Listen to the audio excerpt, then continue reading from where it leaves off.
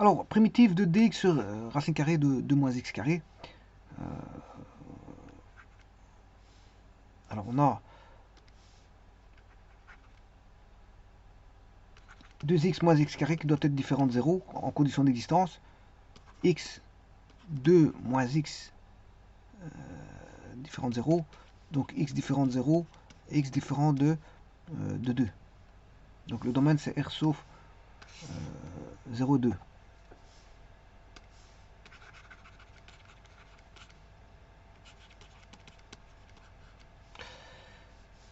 Vérifions, 2 fois 0 moins 0 ça fait bien 0, et 2 fois 2, 4 moins 2 au carré, 4 moins 4 ça fait bien 0, donc c'est juste.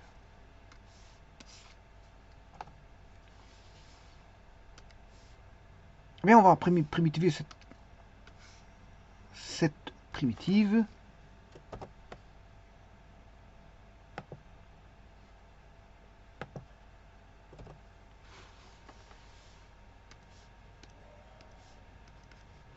Toujours par la même technique, c'est-à-dire on va essayer de construire un carré parfait. Alors on va tenter de construire ce carré parfait. Si j'écris, je mets 1 moins, je mets x carré, donc on aura moins 2x plus 1. Mais comme j'ai moins 1 avec le plus 1 ici et le moins ça fait moins 1, je vais rajouter 1. Voilà.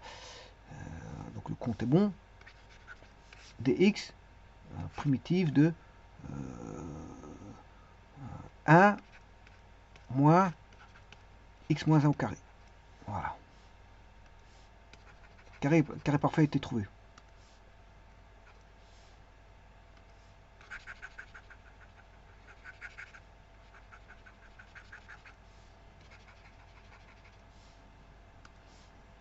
Bon, c'est égal à, si je pose t est égal à x moins 1, différentiel de t est égal à dx.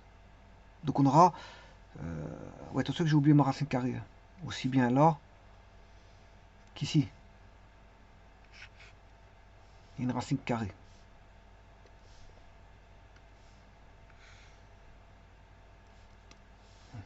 De cette façon-là, on aura dt sur 1 moins t carré. Et ça, vous avez reconnu que c'est l'arc sinus de t à une concentrée. Mais ici, t vaut x moins 1. Donc, c'est tout simplement égal à arc sinus de x moins 1 à une concentrée.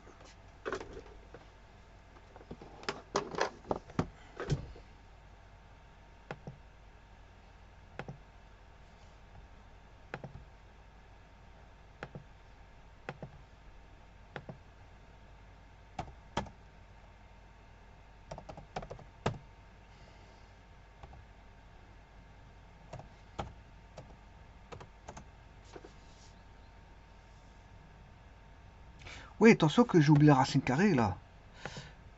Domaine, c'est pas ça. C'est pas ça le domaine. Ah, j'avais oublié la racine carrée, oui.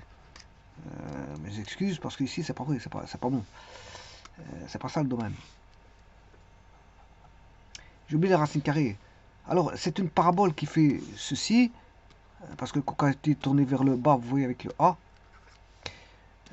Les racines, je vous ai dit que c'était 0 et 2. Donc, en fait, elle est positive dans cette zone-là et négative par là. Donc, en fait, le domaine, elle est comprise entre 0 et 2. 0 non compris. Voilà, j'avais oublié complètement la racine carrée, je m'excuse. Donc, x appartenant à... j'ai voulu aller un peu trop vite. Voilà, on va dire ça comme ça. La fonction n'existe qu'entre 0 et 2. Effectivement. Avec x égale 0, on a une asymptote horizontale. Et x égale 2, on a une asymptote... Enfin, verticale, une asymptote, on a deux asymptotes verticales. Avec, si vous mettez 1, on a une fois 2, 2, 2 moins 1, 1. Racine carrée de 1, ça fait 1, 1 sur 1, ça fait 1. Donc on a un minimum en 1, 1. Un minimum, ça descend pas, ça décroît puis ça croît. Et donc l'intégrale de f, ben, c'est arcsinus de x moins 1.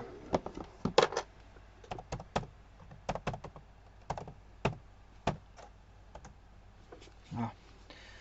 Donc je m'excuse, je m'étais trompé. Hein. Ben, de toute façon, j'ai rectifié, c'est pas un problème. Dès le moment où je rectifie ici, de toute façon, si je remarque par après qu'il y a une erreur, je remets en remarque. Je remets en remarque. Bon, ici, je me suis rendu compte vers un petit peu en milieu de vidéo. Donc voilà. C'est vrai que j'aurais dû pas faire cette erreur, mais je l'ai faite. Parce que j'ai omis la racine carrée. Je venais juste de faire un calcul sur les. Voilà, sur les. Venais de calculer dx. En fait, ce qui m'a induit en erreur, c'est parce que j'avais encore à l'esprit l'autre calcul qui était la primitive de dx sur 4x moins x carré. Et là, bien sûr, le domaine, c'était r sauf 0 et 2, je crois. 4 fois 2, 8, 2 fois 2, 4, non. C'était 4x, x. Voilà, x égale 4. Voilà, c'était 4, 0, 4.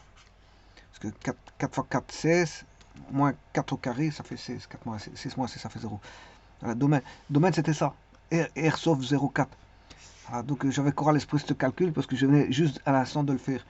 Et donc, comme je n'avais pas de racine carrée dans l'exercice précédent, voilà, ici j'ai omis la racine carrée. Effectivement, il y a une racine carrée ici. Il y a une racine carrée.